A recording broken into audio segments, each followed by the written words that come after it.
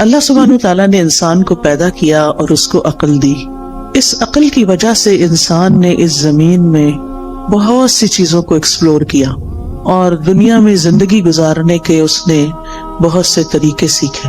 اس زندگی میں ہم بہت سے کام کرتے ہیں، بہت سی ہماری ضروریات ہیں، اور ان کو ہم پورا کرنے کے لیے طرح طرح کے طریقے آزماتے ہیں، اور ان میں جو بیسٹ پریکٹسز ہوتی ہیں ان کو اختیار کر لیتے ہیں.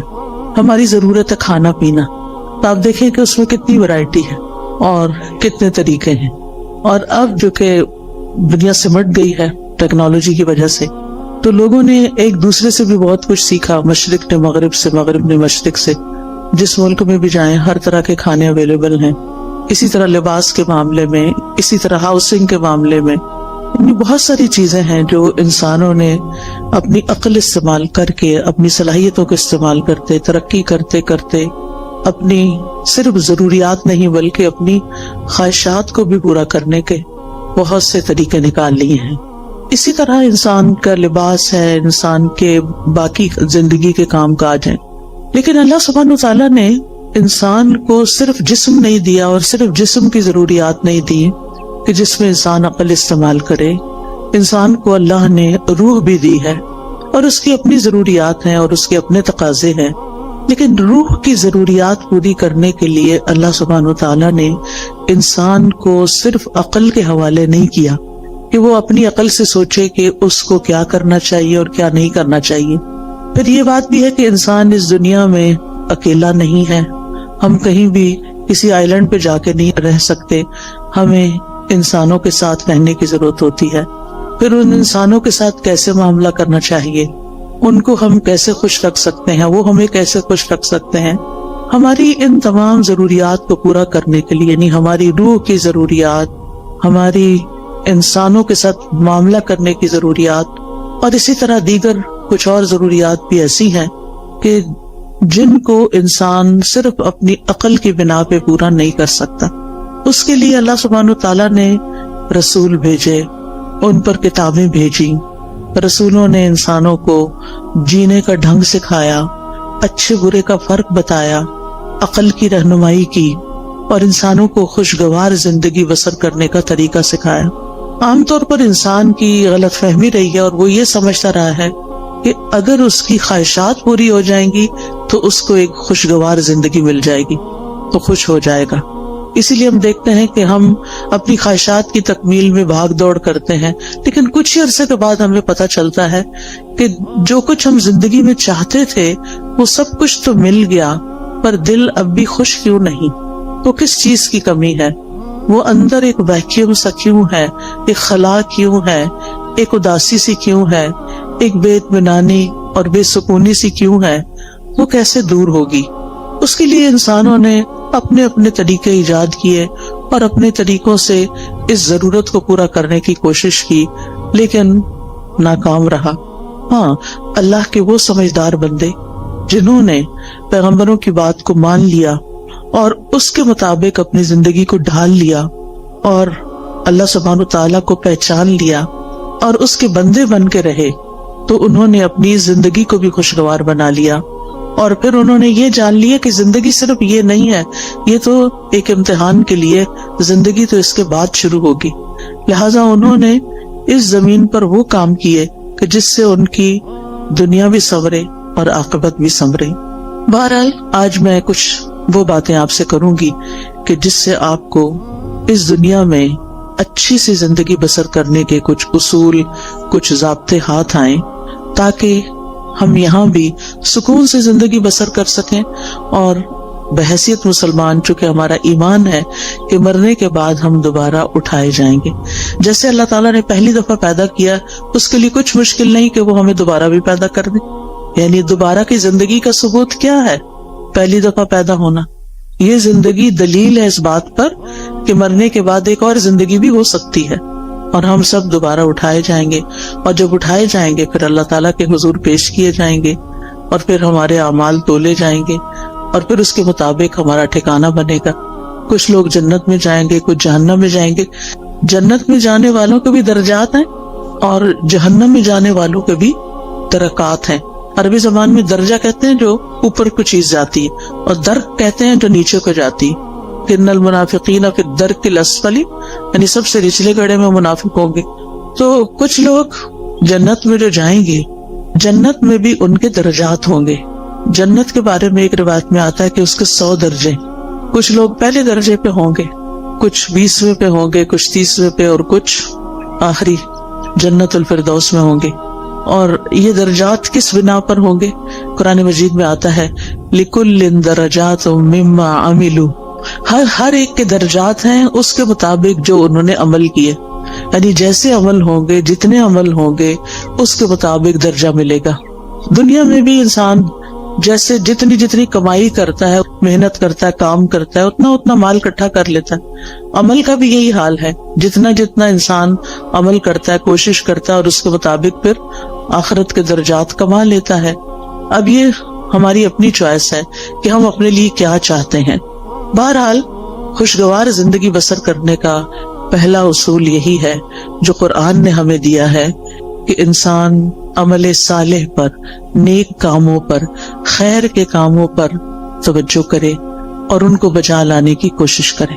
اس میں سورۃ النحل میں دیکھتے ہیں، آیت نمبر 97 ہے، من عمل صالحا من ذکر او انثى وهو مؤمن فلنحيينه حياة طيبة وَلَنَجْزِيَنَّهُمْ أَجْرَهُمْ بِأَحْسَنِ مَا كَانُوا يَعْمَلُونَ.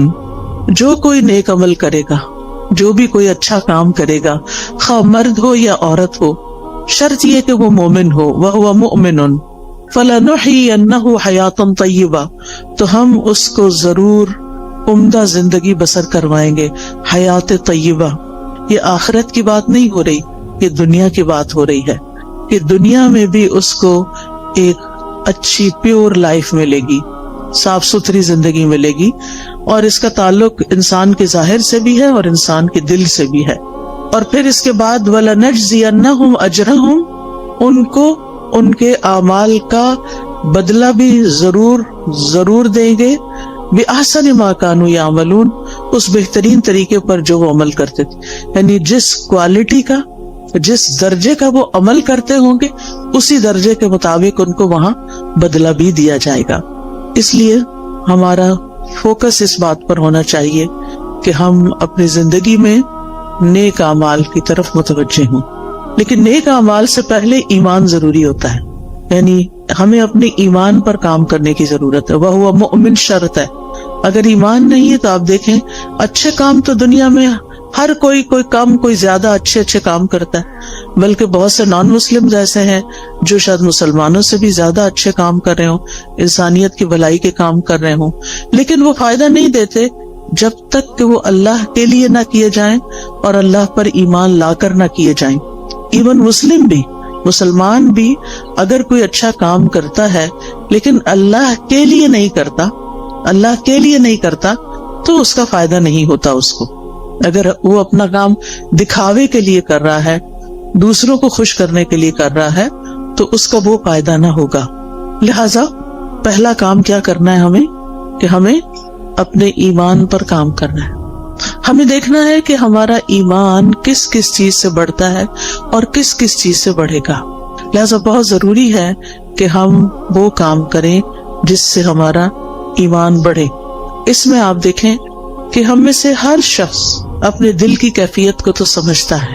ہم میں سے ہر ایک کو پتا ہے کہ کس کام کے بعد میری اندر کی فیلنگز اچھی ہو جاتی ہیں، میری اللہ سے محبت بڑھ جاتی ہے، مجھے لوگوں سے کوئی شکوے شکایت نہیں رہتے، مجھے صبر کرنا آ جاتا ہے، مجھے شکر کرنا آ جاتا ہے، مجھے لوگوں کے رویوں سے بے نیازی آ جاتی ہے، دنیا کے غم ہلکے ہونے لگتے ہیں. وہ کون سی چیز ہے؟ اس راز کو پائیں. جس نے اس راز کو پا لیا وہ کامیاب ہو گیا. کیونکہ بہت سے لوگ بھٹکتے رہتے ہیں اندھیروں میں، سب کچھ جاننے کے باوجود بھی ان کو یہ نہیں پتا چلتا کہ ان کے دل کا چین، سکون، اطمینان، خوشی کس چیز میں ہے. سب کچھ ہوتے ہوئے بھی وہ پریشان کیوں رہتے ہیں؟ سب کچھ ہوتے ہوئے بھی کسی چیز کی کمی کا احساس کیوں رہتا ہے؟ لہٰذا ہم میں سے ہر ایک کو مختلف چیزیں ٹرائی کرنی چاہیے. تجربہ کرنا چاہیے. وہ کون سی بات ہے، وہ کون سا کلام ہے، وہ کون سی مجلس ہے، وہ کون سا انسان ہے، وہ کون سی محنت اور کوشش ہے کہ جس کے بعد مجھے ایک سیٹسفیکشن نصیب ہوتی ہے. اور جس چیز کے بعد آپ کو ملے اس چیز کو پھر دوبارہ دہرانا چاہیے. وہ قرآن مجید کا پڑھنا بھی ہو سکتا ہے، وہ اللہ کا ذکر بھی ہو سکتا ہے، وہ بندوں کی خدمت بھی ہو سکتی ہے. اگر یہ سارے کام اللہ کی خاطر ہو رہے ہوں، کسی کو دکھانے کے لیے نہ ہو رہے ہوں، وہ صدقہ خیرات بھی ہو سکتا ہے. نبی صلی اللہ علیہ وسلم نے فرمایا کہ تم آگ سے بچو خواہ کھجور کا ایک ٹکڑا، یعنی پوری کھجور بھی نہیں، بشق تمرہ. شق کہتے ہیں یعنی اگر جب اس کو دو حصوں میں توڑا جائے تو وہ ہر دو حصہ شق جانب، یعنی اس کا ایک پیس جو ہے کھجور کا ایک پیس اندر تو گٹلی ہوتی، اگر وہ پوری کھجور بھی نہیں دے سکتے، آدھی کھجور دے کے بھی تم اس کو پا سکتے ہو، یعنی آگ سے بچ سکتے ہو. تو ایسا ضرور کرو. کہنے کا مطلب یہ ہے کہ ہم اپنی زندگی میں صرف اپنی خواہشات کی تکمیل نہ کریں، صرف اپنی خواہشات کے پیچھے نہ دوڑتے رہیں، بلکہ ان کاموں کے پیچھے جائیں خواہ ان میں محنت لگتی ہو، خواہ ان میں تکلیف ہوتی ہو، خواہ ان میں کچھ قربانی کرنی پڑتی ہو، لیکن اس کے نتیجے میں ہمیں سکون قلب حاصل ہوتا ہو. امام ابن تیمیہ نے کہا تھا کہ انسان کے لیے ایک جنت دنیا میں ہے اور ایک آخرت میں ہے. جو دنیا کی جنت میں داخل نہیں ہوا وہ آخرت کی جنت میں داخل نہیں ہو سکتا. وہ دنیا کی جنت کیا ہے؟ وہ دنیا کی جنت دل کا سکون ہے، دل کی راحت ہے، دل کی ٹھنڈک ہے، دل کا اطمینان ہے، دل کی خوشی ہے کہ جس سے انسان ہر طرح کے حالات میں ایک پرسکون انسان رہتا ہے. اس کے لیے ہر شخص کو خود محنت کرنا ہے. اور اصول میں نے آپ کو دے دیا کہ اس کی جو ہے وہ ایمان لا کر عمل صالح ہے، نیک عمل ہے. لیکن وہ نیک عمل کیا کیا ہے، ان کا علم حاصل کرنا ضروری ہے کہ کون کون سے کام اللہ تعالیٰ کو پسند ہے. پھر اسی طرح آپ دیکھیے کہ دوسری چیز جو انسان کو خوشی دیتی ہے وہ انسانوں کے ساتھ احسان کا معاملہ ہے، چاہے زبان کے ساتھ چاہے کام کے ساتھ. یعنی جب آپ کسی کے ساتھ اچھا بول لیتے ہیں، صرف اس کے ساتھ نہیں جو آپ کے ساتھ اچھی طرح بات کرتا ہے، اس کے ساتھ بھی جو آپ سے اچھی طرح بات نہیں کرتا اور کبھی بھی نہیں کرتا. ہم میں سے ہر شخص کی زندگی میں کچھ لوگ ایسے ضرور ہوتے ہیں کہ ہم ان کے ساتھ اچھا کرتے بھی رہیں پھر بھی وہ ویسے ہی رہتے ہیں جیسے وہ ہوتے ہیں.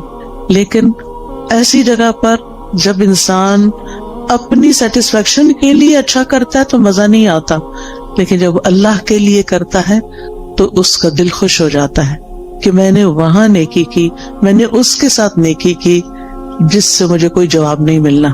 لہذا قولوا للناس حسنا، لوگوں سے جب بھی بات کریں، چاہے آپ کے ملازم ہوں، چاہے آپ کے رشتہ دار ہوں، چاہے آپ کہیں کام کرتے ہیں تو آپ کے کولیگز ہوں، چاہے آپ کہیں پڑھاتے ہیں تو آپ کے شاگرد ہوں، کوئی بھی ہو، بڑوں کے ساتھ پھر بھی انسان عزت کا اور احترام کا ایک معاملہ کرتا ہے، لیکن عموماً اپنے جیسوں کے ساتھ پھر ویسا ہی کرتا ہے جیسے اس کے ساتھ کیا جا رہا ہوتا ہے، اور اس کو ہم جسٹیفائی بھی کرتے ہیں. ہم یہ کہتے ہیں وہ بھی تو کرتا ہے نا، وہ بھی تو ایسے ہی کرتا ہے، ایسے کو تیسا ہی ہونا چاہیے. یہ اصول ہم نے خود بنا لیا، ایسے کو تیسا. یہ قرآن سے ٹکراتا ہے. ایسے کو تیسا نہیں. جو برا کرے ہمیں کیا تعلیم دی گئی ہے کہ ہم اس کے ساتھ اچھا کریں. ادفع باللتی ہی احسن، برائی کو اس طریقے سے دور کرو جو زیادہ اچھا طریقہ ہو. تو انسانوں کے ساتھ احسان بات کے ذریعے بھی، کوئی اچھی بات ان کو بتائیں، کوئی اچھا مشورہ دیں. اگر ان کو کوئی پریشانی ہے یا ان کو کسی بات میں کوئی مشکل پیش آئی ہوئی ہے تو ان کی اس مشکل کا حل تلاش کرنا. تو زبان کے ذریعے آپ کسی کو تسلی دے سکتے ہیں، کسی کا دل خوش کر سکتے ہیں، تو یہ احسان کا معاملہ ہے. اور دوسرا عمل کے ساتھ، کام کے ساتھ، جن لوگوں کے ساتھ ہمارا دن رات کا انٹریکشن ہوتا ہے ہمیں یہ معلوم ہوتا ہے کہ ان کی ضروریات کیا ہیں، ان کے وہ کون سے کام ہیں جو میں کر سکتی ہوں، میں کہاں ان کے کام آ سکتی ہوں. اور پھر جب آپ وہی کام کرتے ہیں تو آپ کو خاص خوشی نصیب ہوتی ہے.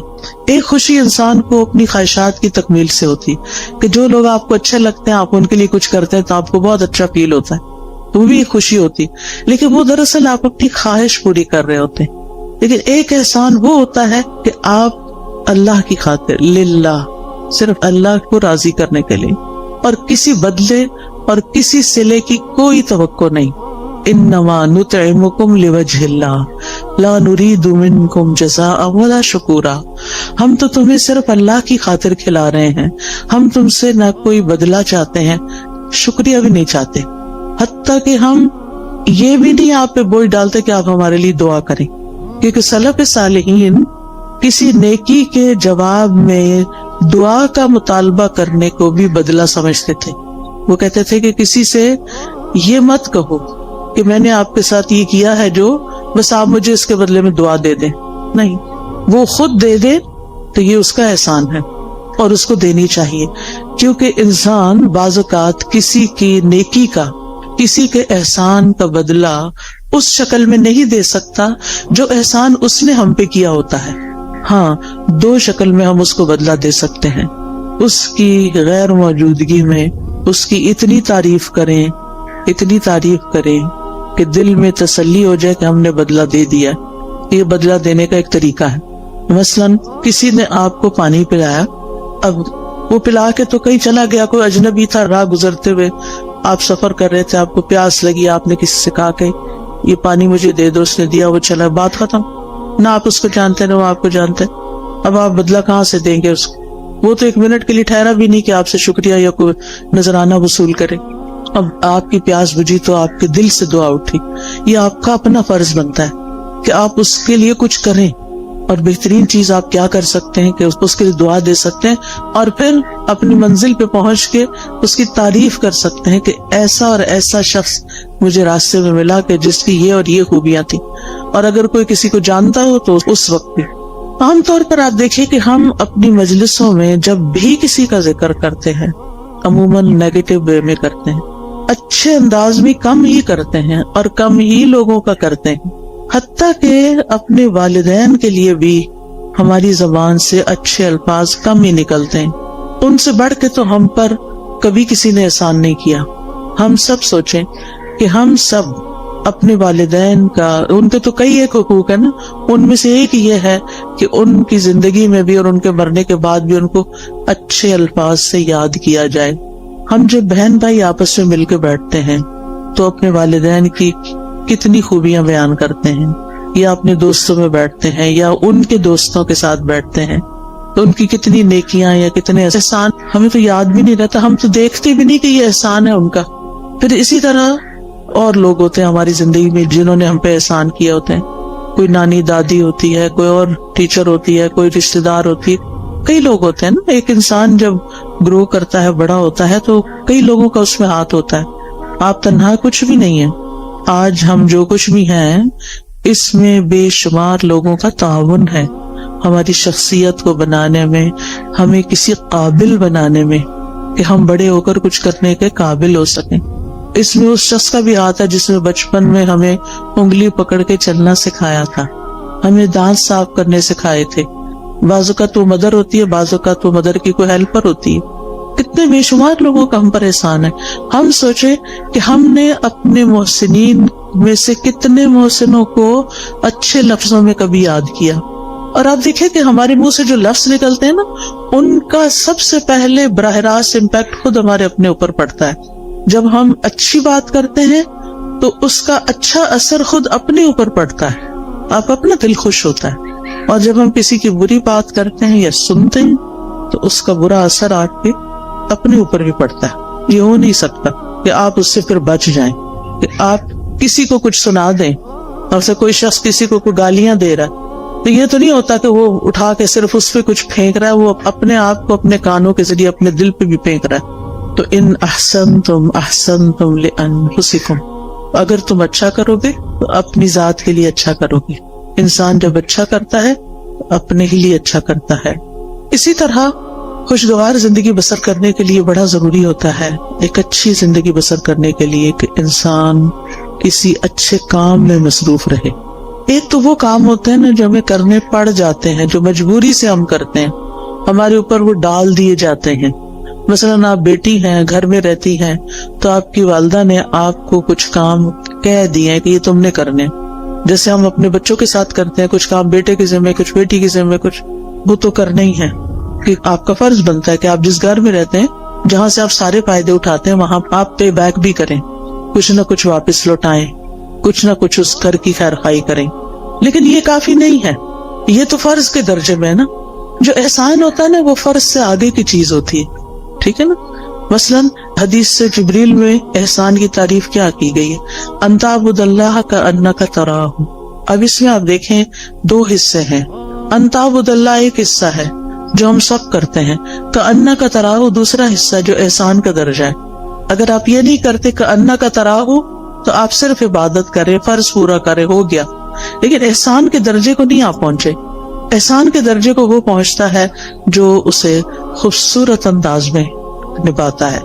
تو اس میں آپ دیکھیے کہ ہم سب اپنی زندگی میں کوئی نہ کوئی ایسا مقصد رکھیں، کوئی نہ کوئی ایسی چیز کریں جو ہمارے روزمرہ کے فرائض سے آگے کی چیز ہو. اس میں ہم کوئی علم سیکھنے کی بات کر سکتے ہیں، کوئی سکھانے کی کر سکتے ہیں، کوئی ایسا ہنر اللہ نے آپ کو دیا ہے کہ جس سے آپ خلق خدا کو کوئی فائدہ پہنچا سکتے ہیں. اور جو لوگ اپنی جوانی میں مصروف زندگی گزارنا سیکھ لیتے ہیں، اپنے وقت کو لغو اور فضول بیکار باتوں سے بچا کر اچھے کاموں میں لگاتے ہیں، ان کا بڑھاپا بڑا خوشگوار ہوتا ہے. میں نے مختلف لوگوں کے بڑھاپے دیکھے ہیں، کچھ کے انتہائی مزریبل کہ رو رو کے انہوں نے وقت کاٹا زندگی کا آخری، اور کچھ کا انتہائی خوشگوار، جن میں سے الحمدللہ میری اپنی والدہ محترمہ تھی. ہم 12 بہن بھائی تھے، انہوں نے 13 بچے جنم دیے، 13واں فوت ہو گیا تھا، لیکن 12 انہوں نے پال کے جوان بڑے کیے اور ان کی تربیت کی، اور وہ ساری زندگی انتہائی مصروف رہی انہی بچوں کی پیدائش اور پرورش اور تعلیم اور شادی اور ان سب چیزوں میں. لیکن اللہ سبحانہ وتعالیٰ نے ان کو کچھ لمبی زندگی دے دی کہ جب وہ 60s کے بعد ان سب کے فرائض سے فارغ ہوئی تو انہوں نے نئے سرے سے تعلیم حاصل کرنا شروع کر دی. انہوں نے باقاعدہ داخلہ لے کے الہدیٰ میں تعلیم القرآن میں کورس کرنا شروع کیا، نوٹس بنانے شروع کیے، ٹیسٹ دینے شروع کیے. اسٹوڈنٹس کے ساتھ اتنے ہمبل طریقے سے بیٹھتی تھی کہ جیسے وہ بھی ایک اسٹوڈنٹ ہے، یونیفارم پہنتی تھی، اور بچیوں کے ساتھ ایسی دوستی رکھی ہوئی تھی جیسے کسی اپنے ہم عمر کے ساتھ ہوتی. بے شمار بچیاں ان سے مشورے لیتی، کوئی کچھ بات کرتی، کوئی کچھ، یعنی سب کی وہ نانی اماں تھی.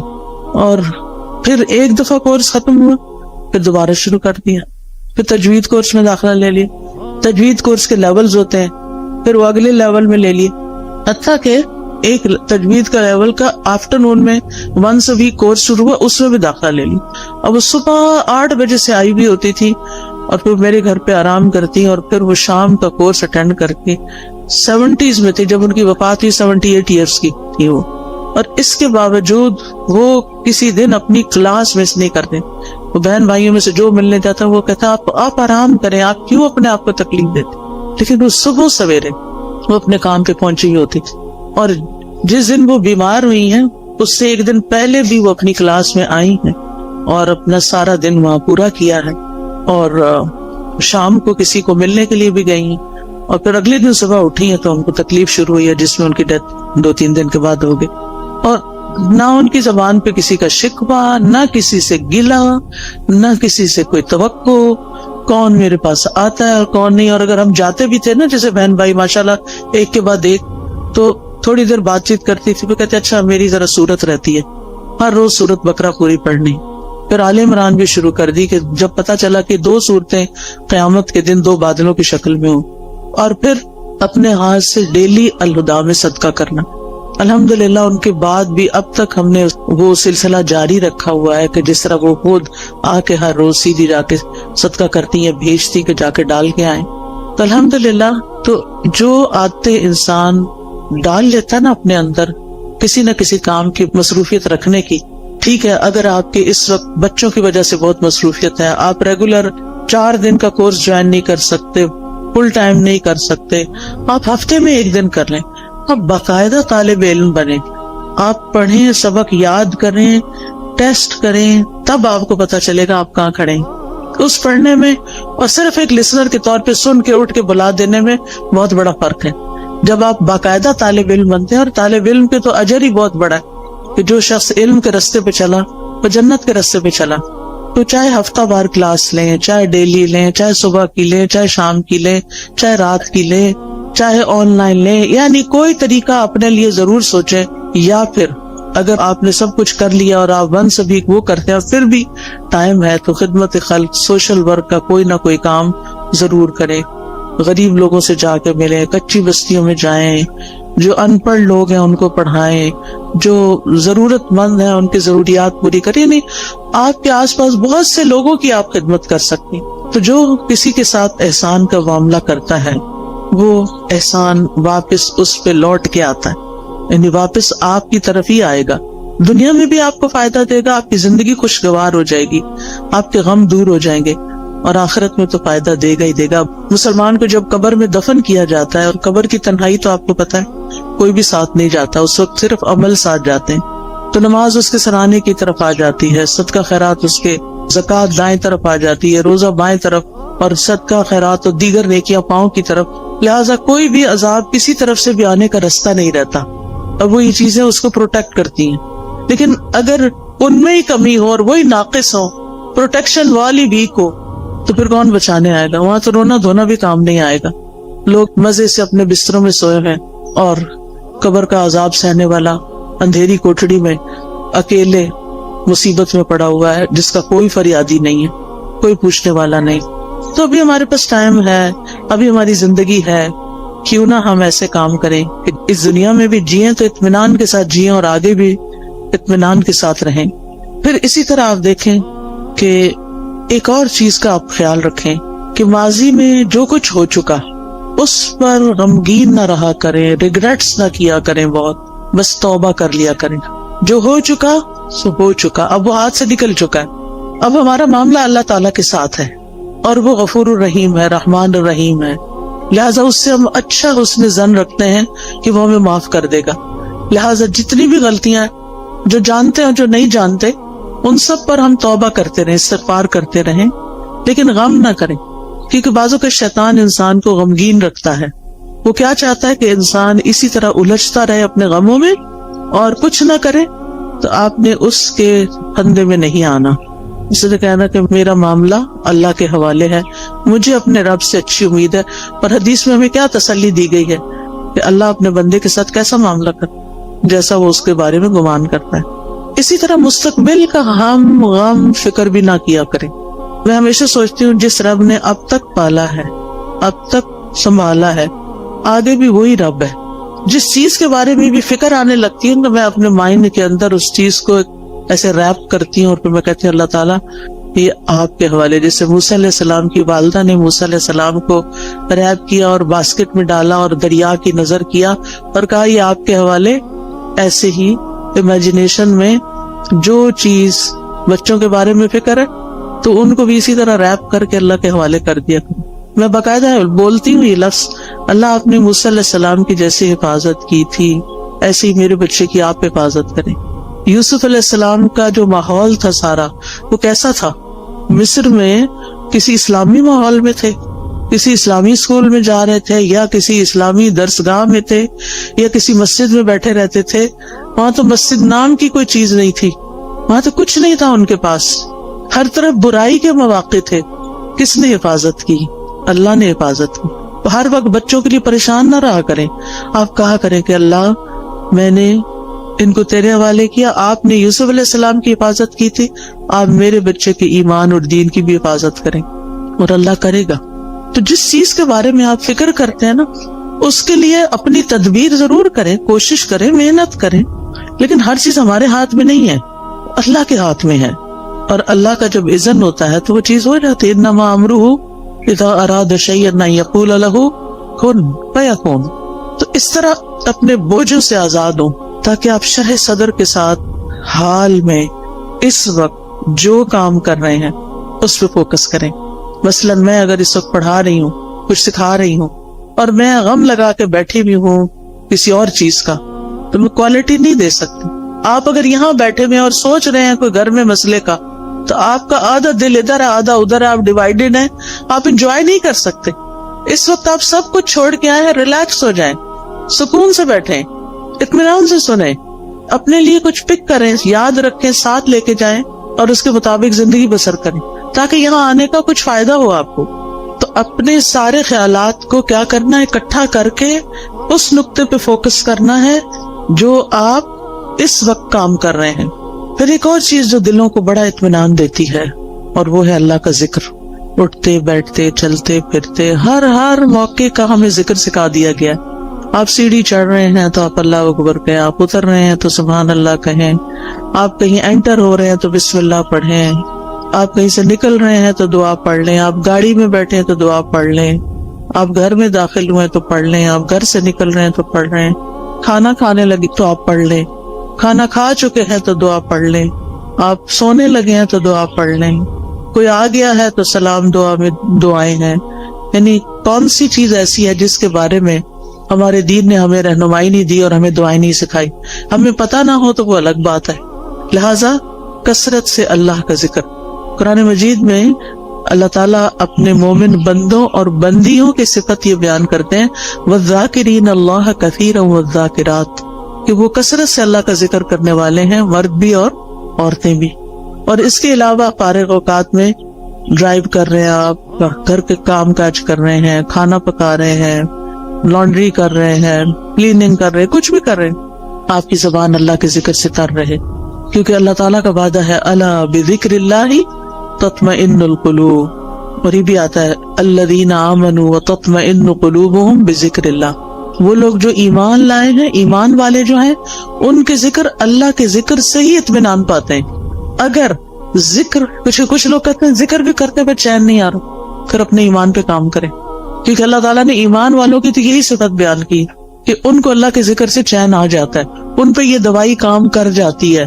اور اگر آپ پر یہ دوائی کام نہیں کر رہی تو پھر دوائی کا قصور نہیں ہے, کچھ مشکل آپ کے اندر ہے, کیونکہ ذکر تیر بہدف نسخہ ہے. تیر بہدف کا مطلب ہوتا ہے نشانے پہ جا کے لگتا ہے, جس قسم کی آپ کو تکلیف ہو اس کا علاج ہے. پھر اسی طرح اپنی روزمرہ کی گفتگو میں اللہ کی نعمتوں کا ذکر شروع کر دیں, اللہ کی نعمتوں کو دیکھنا شروع کریں, چھوٹی چھوٹی باتوں پر شکر ادا کریں. مثلاً آپ واش روم میں جاتے ہیں, ٹیپ کھولتے ہیں, گرم پانی آتا ہے, صرف ہاتھ دھو کے وضو کر کے نہا کے باہر نہ نکلیں, بلکہ کیا کریں, دل ہی دل میں, ادھر اللہ کا ذکر تو نہیں ہم نے کرنا ہوتا واش روم میں کھڑے ہو کر, دل ہی دل میں کریں شکر ہے, شکر, لفظ شکر منہ سے نکالتے جائیں. شکر کا لفظ بولنا تو واش روم میں منع نہیں, شکر ہے, شکر ہے, شکر ہے. اسی طرح کوئی بھی اور چیز جو آپ کے گھر میں اللہ نے آپ کو سہولت دی ہوئی, مثلاً سردی ہے اور اللہ نے آپ کو ہیٹر جیسی نعمت دی ہوئی ہے, آن کرتے ہوئے آف کرتے ہوئے اللہ تیرا شکر ہے تو نے یہ نعمت دے رکھی ہے. کتنے ہی لوگ ایسے ہیں جن کے پاس یہ نعمت نہیں ہے, کتنے ہی لوگ ہیں جن کے پاس پورا لباس بھی نہیں ہے, ان کے پاس آپ جیسی رضائی بھی نہیں ہے, ان کے پاس جوتے بھی نہیں ہیں, جرابیں بھی نہیں ہیں, پورا کھانا بھی نہیں ہے. ہمیں تو سردی لگتی ہے, کہتے چائے کا کپ پی لو سردی ختم ہو جائے گی, یہ فلاں حلوہ کھا لو, فلاں کتنی سوغاتیں ہم نے بنائی ہوئی ہیں سردیوں کی اپنی سردی کو دور کرنے کے لیے. کیسی کیسی نعمتیں اللہ نے دی ہیں. یعنی صرف کھانے کی حد تک تھوڑی رہتے ہیں ہم سب کہیں نہ کہیں سے کچھ نہ کچھ بچا کے کر کے ہم اپنے لیے کچھ نہ کچھ ایکسٹرا بنا لیتے ہیں. کتنے لوگ ہیں جن کے پاس یہ سب کچھ, پھر بھی ہم روتے ہیں کیونکہ ہم شکر ادا نہیں کرتے. آپ چل سکتے ہیں, آپ بول سکتے ہیں, آپ کو کوئی اچھی سی خوشبو آتی ہے, شکر, اللہ تیرا شکر. اللہ کی نعمتوں پر شکر ادا کرنا سیکھیں. اور لوگوں سے بھی بات کریں تو نعمتوں کا ذکر کریں, مسائل کا نہ ہر وقت کریں. مشکل پتہ کیا ہے, ہم صرف مسائل کو ڈسکس کرتے ہیں, یہ مسئلہ پیش آ گیا, وہ مسئلہ پیش آ گیا, یہ مسئلہ حل نہیں ہوا, وہ مسئلہ حل نہیں. شوہر گھر آئے گا تو مسائل کی پٹاری کھل جائے گی, بچوں سے ملاقات ہوگی تو مسائل ہیں, کیوں ہر وقت مسائل کی باتیں کریں. مسائل جس وقت یاد آئے نا, دیر اینڈ دین دل ہی دل میں اللہ کو پکار لیا کریں, اللہ تعالیٰ یہ مسئلہ تو ہے, بس آپ حل کر دیں, سارے خزانے تیرے ہاتھ میں, آپ نہیں کرنا ہے. اور واقعی ہم نے خود تو کرنا نہیں ہوتا, کوشش ضرور کریں, لیکن بندوں کے پاس حال کوئی نہیں ہے. بندے آپ کی طرح یا آپ سے بھی زیادہ کمزور ہوتے ہیں. جن بندوں پہ ہم ریلائے کر رہے ہوتے ہیں وہ بعض اوقات ہم سے بھی کمزور ہوتے ہیں. اسی لیے اللہ تعالیٰ نے قرآن مجید میں ایک مثال دی ہے. اللہ کے سوا جنہوں نے اور سہارے بنا رکھے ہیں, اولیاء بنا رکھے ہیں, مددگار سمجھ رکھے ہیں, ان کی مثال مکڑی کی طرح ہے جو ایک گھر بناتی ہے، اور گھروں میں سب سے کمزور گھر مکڑی کا ہوتا ہے. اگر مثال کے طور پر کہیں مکڑی کا جالا لگا ہوا ہے اور آپ ذرا سلپ ہونے لگے، پکڑے ذرا جالے کو، سہارا دے گا آپ کو؟ نہیں، کمزور ہے وہ جالا. کمزوروں کا سہارا چھوڑ کر سب سے طاقتور کا سہارا پکڑیں، اللہ پر توکل کریں، اللہ کا سہارا لیں، اللہ سے مدد مانگیں، اس پر یقین رکھیں. ہر چیز اس کے ہاتھ میں ہے. بیدہ الملک، ساری بادشاہت، ساری ملکیت اسی کی ہے. وہو علی کل شیء قدیر، اور وہ ہر چیز پر پوری قدرت رکھتا ہے. پھر آپ دیکھیں کہ جو چیزیں آپ کو پریشان کرتی ہیں نا، ان کی کسی وقت لسٹ بنا لیں. مجھے یہ بھی فکر ہے، مجھے یہ بھی فکر ہے، یعنی کیا کیا کیا کیا کیا کیا پریشان کر، کیا کیا غمگین کر. ہاتھ پہ ہاتھ رکھ کے نہیں بیٹھے رہیں، لسٹ بنائیں. کیا بادر کر رہا ہے، کیوں کر رہا ہے، اس مسئلے کا حل کیا ہے. ٹھیک ہے نا؟ تو ان مسائل کے حل کی کوشش بھی کرنی ہے. مسائل لکھ لینے، اس کا حل. پھر آپ دیکھیں کہ کن لوگوں کے پاس اتنی عقل سمجھ ہے کہ جو اس کو جان. مثلاً آپ بیمار ہوتے ہیں، کس کے پاس جاتے ہیں؟ یہ کس کے پاس جانا چاہیے؟ سب چپ بیٹھے ہیں، لگتا جاتے ہی نہیں ہیں. ڈاکٹر کے پاس. ڈاکٹر شفا دیتا ہے؟ نہیں، تو پھر کیوں جاتے ہیں؟ ذریعہ بنتا ہے. ٹھیک ہے، اس کوشش کی وجہ سے جو ہم پر لازم کی گئی ہے کہ کوئی مسئلہ پیش آ جائے تو اس کو دور کرنے کے لیے کوشش کریں، یہ یقین رکھتے ہوئے کہ کوشش ہماری طرف سے اور شفا اللہ کی طرف سے. ہم جا رہے ہیں ڈاکٹر کے پاس، ڈاکٹر اپنے علم کی روشنی میں ہمیں مشورہ دے گا، دوائی دے گا، اس دوا میں شفا اللہ ڈالے گا. ایسے سوچا کریں. ٹھیک ہے؟ گیزر خراب ہو جائے تو کس کے پاس جاتے ہیں؟ پلمبر کے پاس. اسی طرح جس قسم کا کوئی مسئلہ پیش آتا ہے زندگی میں، اس کا حل کس کو اللہ نے سکھایا، کون ہو سکتا ہے، بس اس کے پاس جائیں. ہر ایک کے سامنے. یہ نہیں کہ دوست کا فون آیا تو اس کو کہانی سنا، آج گیزر خراب ہو گیا تھا، پھر ٹھنڈا پانی تھا، پھر یہ ہو گیا. وہ کتنا وقت اپنا بھی ضائع کر اس کو بھی بیزار کیا. وہ کیا کر سکتی ہے اپنے گھر میں بیٹھی ہوئی آپ کے گیزر کے لیے؟ ہاں، یہ ہو سکتا ہے. آپ کو نہیں پتا کسی اچھے پلمبر یا کسی اچھے کام کرنے والے، آپ اسے یہ کہہ سکتی آج یہ مسئلہ پیش آیا ہے، تمہارے علم میں کوئی ہے جو یہ مسئلہ حل کر سکے؟ اگر ہے تو ٹھیک، ورنہ آگے چلو، کوئی اور بات کرو. ہم عقل کا ثبوت نہیں تھا. ہر بات ہر ایک سے نہیں کرنی ہوتی. ہم سمجھتے ہیں جو سامنے آ گیا، جو مل گیا، اس کو ہم اپنی کہانی سنا دیں گے کہ مسئلہ حل ہو جائے گا. ایسے نہیں ہوتا مسئلہ حل. پھر اگر وہ حل نہیں کرتا یا ہم اگر اسے غلط توقع، غلطی ہماری، غلط توقع ہم نے رکھی، پھر اگر مسئلہ حل نہیں ہوا تو پھر ہمیں اس سے شکوہ ہو جاتا ہے، پھر ہم اس سے ناراض ہو جاتے ہیں. اس نے تو میرے لیے کچھ کیا ہی نہیں. بھئی وہ بیچارہ کر ہی نہیں سکتا تھا، غلطی تو آپ کی کہ آپ نے اس کو پکڑا. ٹھیک ہے؟ اور ویسے بھی جب تک مسئلہ حل نہیں ہوتا نا، تو اپنے آپ کو تسلی دینے کے لیے سوچا کریں کہ مجھ سے بھی زیادہ بہت سے لوگ ایسے ہیں جن کے اس سے بھی زیادہ مسائل ہیں. کوئی بیماری آ گئی، اللہ نہ کرے، اس میں آپ کیسے پرسکون رہ سکتے ہیں؟ ان سب کا سوچیں جو اس بیماری میں مبتلا ہے، بلکہ اس سے بھی ورس کنڈیشن ہے. تو آپ اللہ کا شکر ادا کرنے لگ جائیں کہ شکر ہے میں اس طرح کے مسئلے میں نہیں ہوں، اور اللہ نے مجھے وہ ساری سہولتیں دی ہیں کہ میرا علاج ہو سکتا ہے. کتنے لوگ ہیں جو اپنا علاج کرا سکتے ہیں، اور کتنے لوگ ہیں جن کو اچھے ڈاکٹرز مل سکتے ہیں. لہٰذا نعمتوں کا ذکر کرتے رہیں اور غموں کا ازالے کی کوشش میں لگے رہیں. پھر اسی طرح ماضی کے ایسے واقعات، ایسے حادثات جنہوں نے آپ کی زندگی کو، کچھ انسانوں کے ساتھ آپ کا معاملہ گڑبڑ ہوا، کچھ اور اس طرح کے گریوینسز ہیں، ان کو نا کہیں کھود کی زمین میں دفنا دے سب کو. وہ پنجابی میں کہتے ہیں مٹی پاؤ، ان پہ لٹرلی مٹی ڈالیں. آپ نا اپنے امیجنیشن سے کام لیا کریں کہ آپ امیجنیشن میں گڑھا کھود رہے ہیں اور پھر اس میں وہ سارا مسئلہ ڈال کے، اوپر مٹی ڈال کے دفن کر دیا اور بلا دیا، بس ختم. کوئی بات بھی کرے تو کہیں الماضی لا یذکر. عربی میں ایک محاورہ ہے، الماضی لا یذکر. ایک شخص کے بارے میں آتا ہے کہ اگر کوئی اس کو تکلیف دیتا یا کسی کے ساتھ اس کا کوئی ایسا معاملہ ہو جاتا اور پھر وہ شخص شرمندہ ہو کے اس کے پاس آتا کہ مجھے معاف کر دو، میں نے فلاں وقت میں تمہارے ساتھ ایسا کیا، تو وہ یہی بولتا الماضی لا یذکر. ماضی کی باتیں نہیں دہراتے، جو ہو گیا ہو گیا، ذکر نہیں کروں. کہتے ہیں وہ فوت ہو گیا اور کسی کو خواب میں آیا کہ اللہ نے تمہارے ساتھ کیا معاملہ کیا، تو کہتا کہ الماضی لا یذکر، میرے بھی پچھلے سارے گناہ معاف کر دیے. تو انسان ہے نا، انسانوں سے ہمیں تکلیف پہنچ جاتی ہے، لیکن ہم نے رہنا بھی ان کے ساتھ ہوتا. تو پچھلی باتوں کا نہ کھوتے کو رکھتے رہا کریں اور دعا کیا کریں اللہ میرے ذہن سے نکال دے یہ باتیں. بعض اوقات یہ ہوتا ہے کہ شادی کے موقع پر کوئی مصائب ہو جاتا ہے, شوہر کی طرف سے ایسی تکلیف پہنچتی ہے یا کسی اور کی طرف سے یا کبھی بچوں کی طرف سے بھی, اور وہ ہرٹ کرتی ہے باقاعدہ. ان سب کو نکال دے زندگی سے ایز اٹ ہوئی نہیں. پھر ایک بڑی خوبصورت دعا ہے نبی صلی اللہ علیہ وسلم کی جو زندگی کو خوبصورت بنانے کے لیے فائدہ مند ہے. اللہم اصلح لی دینی الذی هو عصمت امری واصلح لی دنیای التی فیہا معاشی واصلح لی آخرتی التی فیہا معادی واجعل الحیات زیادۃ لی فی کل خیر واجعل الموت راحۃ لی من کل شر. یہ دعا زبانی یاد کر لیں اور اس کو دن میں کم از کم ایک دفعہ تو ضرور پڑھا کریں, ساری چیزیں ٹھیک ہو جائیں گی. اس میں دین, دنیا, آخرت, ہر چیز کو ٹھیک کرنے کی بات ہے. پھر اسی طرح بعض اوقات انسان اپنے اوپر قابو نہیں پا سکتا, اپنے ہاتھوں مجبور ہوتا ہے, چاہے غصے کا وقت ہو, چاہے غم کا وقت ہو, چاہے خوشی کا وقت ہو. بعض اوقات ہم خوشی میں بھی آپے سے باہر ہو رہے ہوتے ہیں, تو ایسی صورت میں اللہ تعالیٰ سے دعا کیا کریں اللہم رحمتک ارجو فلا تکلنی الی نفسی طرفۃ عین وَأَصْلِحْ لِي شَأْنِي كُلَّهُ لَا إِلَهَ إِلَّا أَنْتَ.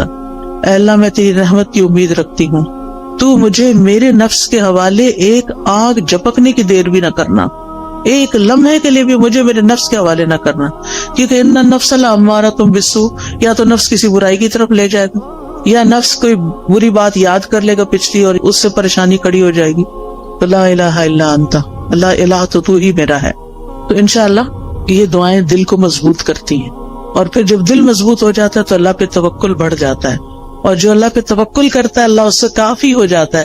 وَمَن يَتَوَكَّلْ عَلَى اللَّهِ فَهُوَ حَسْبُهُ, جو اللہ پہ توکل کرتا ہے اللہ اس کا کام بنا دیتا ہے.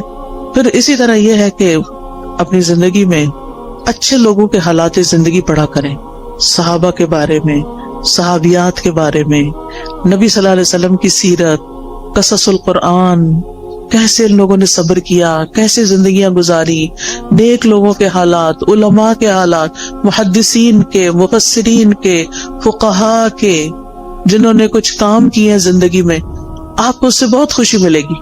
ایسی کتابیں ہیں. جب میں یہاں پڑھتی تھی تو بہت لائبریریاں تھیں, دیال سنگھ لائبریری تھی, آئی ڈونٹ نو ابھی ہے یا نہیں. پھر اسی طرح یہ کلب روڈ پہ لائبریری تھی, میں اس میں بھی جایا کرتی تھی, مال پہ جو کلب روڈ پہ لائبریری. پھر اسی طرح یونیورسٹیز کی لائبریری, کالجز کی لائبریریز, اور جگہوں پہ لائبریری. تو آپ ایسی کتابیں لا کے بھی پڑھ کے واپس کر سکتے ہیں, ورنہ ہی کہ اب تو نیٹ پہ ہر چیز اویلیبل ہے. ایسے لیکچرز اردو اور انگلش میں موجود ہیں جو حیات صحابہ اور صحابیات اور علماء امت کے بارے میں, مسلم ہیروز کے بارے میں موجود ہیں, ان کو سنیں. اس سے یہ ہے کہ آپ کی زندگی صراط مستقیم پہ آئے گی, کیونکہ ہم ہر روز کہتے ہیں اہدنا الصراط المستقیم صراط الذین انعمت علیہم غیر المغضوب علیہم ولا الضالین. تو انشاءاللہ ان لوگوں کی زندگی میں آپ کو بڑی بڑی رہنمائیاں ملیں گی. پھر اسی طرح یہ ہے کہ زندگی میں اعتدال بڑا ضروری ہے, خوشی میں اعتدال, غم میں اعتدال, محبت میں اعتدال, نفرت میں اعتدال, ہر چیز میں توازن اور اعتدال. پھر اسی طرح لوگوں کے رحم و کرم پہ خود کو نہیں چھوڑنا کہ انہوں نے کچھ کہہ دیا تو آپ پریشان ہو گئے, انہوں نے کوئی تعریف کر دی تو آپ خوش ہو گئے. خوشی لوگوں میں نہیں ڈھونڈے, خوشی اپنے اندر ڈھونڈے, within yourself. آپ لوگوں کی مرضی پہ جینا نہ شروع کریں, اللہ کی مرضی پہ جئیں. اب لوگ ایسا لباس چاہتے ہیں تو ہم ویسے بن جائیں. کیوں بن جائیں؟ میرا رب تو کچھ اور چاہتا ہے, لوگ کچھ اور چاہتے ہیں, میں نے تو لوٹ کے رب کے پاس جانا ہے, میں کیوں لوگوں کو خوش کرتی رہوں, مجھے تو اپنے رب کو خوش کرنا ہے.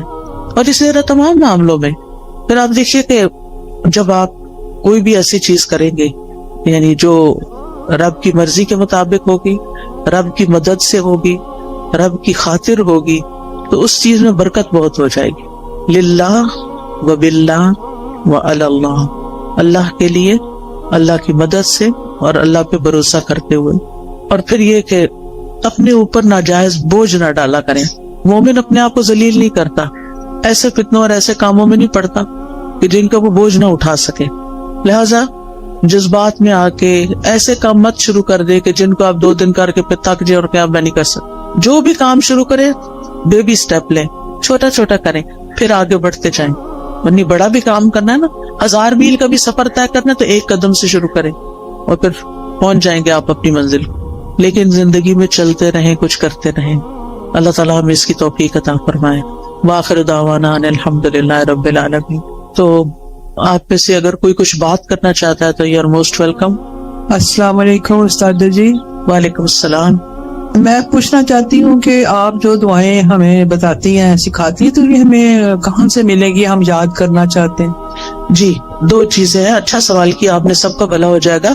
مجھے نہیں معلوم یہاں کوئی اسٹال لگا ہوا یا نہیں, لیکن قرآنی اور مسنون دعائیں جو ہیں اور ایاک نستعین, اس کے اندر یہ دعائیں ہیں. اسی طرح اگر آپ کے پاس آئی فون یا اینڈرائیڈ ہے تو اس میں ایپ ہے دعائیں کے نام سے.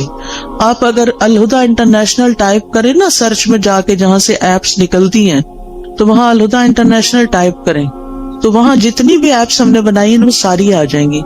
اس میں قرآنی اور مسنون دعاؤں کی ایپ الگ بھی آ جائے گی, سونے جاگنے کی بھی آ جائے گی, اور ایک دعائیں کے نام سے ساری دعاؤں کو اکٹھا کر دیا گیا, وہ بھی آ جائے گی. وہ آپ ڈاؤن لوڈ کر لیں اپنے فون پر, اور جب آپ کا دل چاہے اس کو مارک کر لیں, بک مارک لگا لیں اور اپنی دعائیں پڑھتے رہیں. ٹھیک, اس میں فیوریٹ کا نشان بھی لگا سکتے ہیں. دعائیں تو بے شمار ہیں, جو مجھے ملی سب ڈلواتی گئی. یعنی اس میں یہ کوشش کی کہ کوئی چیز رہے نہیں, جو علم میں آئے وہ رہے نہیں, وہ جمع ہو جائے بس, تاکہ سب کچھ اللہ سے مانگ لیں. خود تو آتا نہیں نا, تو جو رسول اللہ صلی اللہ علیہ وسلم نے مانگی کہ نیک لوگوں نے مانگی, ہم بھی وہ مانگ لیں اپنے لیے. تو اس ایپ کو میں بہت انجوائے کرتی ہوں. بس ایسے اوپر کرتے جاؤ اور پڑھتے جاؤ اور دعائیں مانگتے جاؤ. عمرے کی صحیح ختم ہو جاتی ہے, وہ دعائیں ختم نہیں ہوتی. اتنی دعائیں ہیں اس میں الحمدللہ. تو وہ آپ ایپ ڈاؤن لوڈ کر لیجئے. ٹھیک ہے, اور کوئی؟ السلام علیکم. وعلیکم السلام. میرا ایک سوال ہے کہ ابھی آپ نے اچھے طریقے سے بتایا کہ ہماری پرابلمز ہیں, ہماری مشکلات ہیں, اور ان کو ہم نے ڈیل کیسے کرنا ہے. تو آپ گائیڈ کریں پلیز کہ اس وقت جو ہمارے یوتھ ہیں اور اسلام کی جو اس وقت شکل ہے دنیا میں, اس کو ہم کس طرح بہتر طور پہ کر سکتے ہیں, کیونکہ ہم سب مائیں ہیں, ہماری کوشش ہوتی ہے کہ ہم اپنے بچوں کو دین سے محبت اور دین کا جو ابھی آپ نے عقیدہ بتایا وہ ان میں آنا چاہیے. تو تھوڑا سا گائیڈ کریں پلیز, ہم کس طرح اپنے بچوں کو اس فتنوں دیکھیں کہ بچوں کی تربیت کے لیے بہت ساری چیزیں ہیں, بہت سے میرے لیکچرز بھی اس پہ ہیں. لیکن ایک چیز یاد رکھیے, جو ان سے کروانا ہے وہ خود نمونہ پیش کریں. اگر ہم خود کر کے وہ دکھائیں گے ان کو, تو وہ بھی یقین کے ساتھ اس کو کریں گے, اور انشاءاللہ ہمارے کہنے میں بھی وزن ہوگا اور برکت ہوگی, اور انشاءاللہ وہ آگے بڑھ کے کریں گے. ہمیں سے ہر شخص اپنا اور اپنے سے آس پاس کے 10 لوگوں کا ذمہ لے لے کہ ان کی زندگیوں کو قرآن و سنت کے مطابق کرنا ہے, تو آپ دیکھیں کہ بہت جلدی امیج ٹھیک ہو سکتا ہے انشاءاللہ. اس میں کوئی ایسی چیز ہمارے پاس چھو منتر بالکل نہیں ہے کہ جس سے کچھ ہوگا. لانگ ٹرم کام کرنا پڑے گا. جیسے اگر آپ نے مثلا اپنا وزن کم کرنا ہو, کوئی دنیا میں ایسا نسخہ نہیں کہ آپ کوئی چیز کھا لیں اور آپ پتلے ہو جائیں. لمبے عرصے میں کام کر کے اپنا امیج ٹھیک کرنا پڑتا ہے. جی, آپ کچھ کہنا چاہیں؟ میں قرآن کی خود بھی تعلیم حاصل کرنی چاہیے. آپ کے آس پاس جو ہے اتنا اچھا سینٹر بنا ہوا ہے, تو اپنی زندگی کا کچھ وقت نکالیں اور یہاں سے آ کے سیکھیں, تاکہ آپ کو اندازہ ہو کہ قرآن آپ کو اپنے بچوں کی تربیت کے کون سے اصول سکھاتا ہے, تاکہ آپ وہ امپلیمنٹ کریں. تو اس کے لیے پہلے علم کا ہونا ضروری ہے. تو یہ پاس ہی آپ کا سینٹر ہے, اس میں ضرور بالکل کوئی آ کے پراپر اس کا انٹروڈکشن کروا دے, کہاں پر ہے. جی السلام علیکم ورحمۃ اللہ وبرکاتہ. جی یہ ہمارا جو سینٹر بنا ہوا ہے, اس میں آفٹرنون بچوں کی کلاسز ہو رہی ہیں, پورے 5 دن ہو رہی ہیں. تو ہم نے فری پک اینڈ ڈراپ بھی دیا ہوا ہے, تو اس میں آپ بچوں کو لائیں. بچے الحمدللہ سیکھ رہے ہیں, تو آپ بچوں کو ادھر کروائیں. تو اس لیے یہ سب نے جو 408 ای بلاک, تو آپ بچوں کو بھیجیں تو بچے انشاءاللہ سیکھیں گے. آپ لوگ خود بھی آئیں, عورتوں کے لیے بھی کورسز ہیں, بچیوں کے لیے بھی ہیں, اور شام کو جو ہے وہ بچوں کی کلاسز ہو رہی ہیں. تو یہ سوسائٹی سے بہت لوگ آ رہے ہیں, یہ کماہا سے آ رہے ہیں, جٹول سے آ رہے ہیں. تو آپ بچوں کو ادھر لائیں تو بچے انشاءاللہ سیکھیں گے. السلام علیکم. کسی کو اور تو نہیں کچھ کہنا؟ السلام علیکم. جی وعلیکم السلام. میں آپ سے بات کرنا چاہتی ہوں کہ آپ سسٹم کی بات کریں. اللہ تعالیٰ قرآن پاک میں حاکم سے مخاطب ہے, تو سسٹم کی بات نہیں آپ کرتی ہیں, آپ قرآن کی ساری باتیں. جی آپ صحیح کہتی ہیں.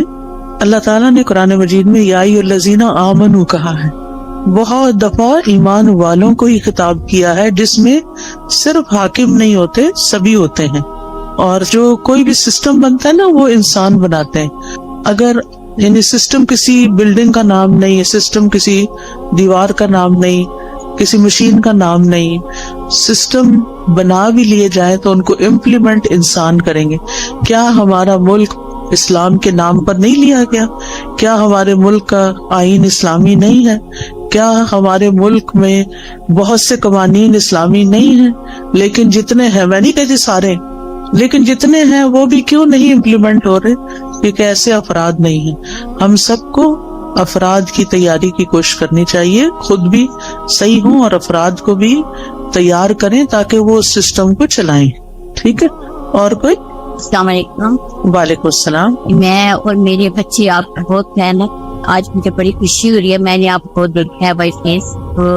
جی, بات یہ ہے کہ ہم لوگ جب نماز پڑھتے ہیں تو مجھے یہ اکثر کنفیوژن ہوتی ہے کہ میں کئی دفعہ باقاعدہ بیٹھ کے میں دعا نہیں کر سکتی. اکثر ایسا ہوتا ہے.